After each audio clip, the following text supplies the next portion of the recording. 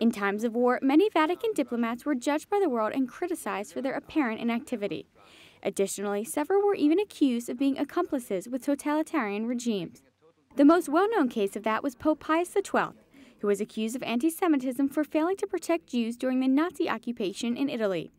Time proved that while he opted to keep his actions secret, he was working to help hide Jews and continues with matter of the Church. After the occupation of Italy, the Jewish population of Rome increased. On June 4th, 1944, there were about 9,930, out of which 6,000 received help. That's almost two-thirds.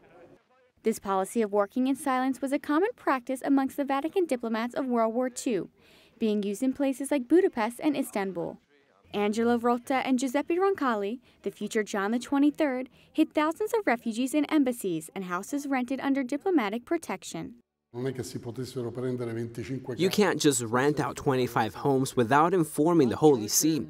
Monsignor Vedolino was directly in contact with the other Eastern European nuncios, including Monsignor Roncalli, who later became John the 23rd. They prepared passports so that Jews could flee to Palestine. The Holy See knew about this, so they weren't your typical rebels, but rather they were part of a much more strategic and complicated strategy.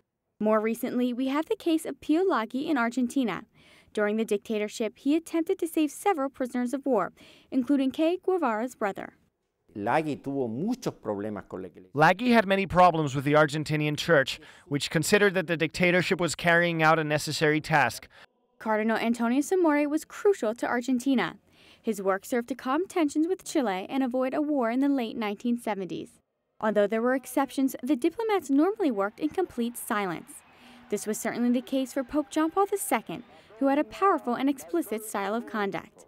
The Polish pontiff, barely a year after being elected, traveled to his native Poland.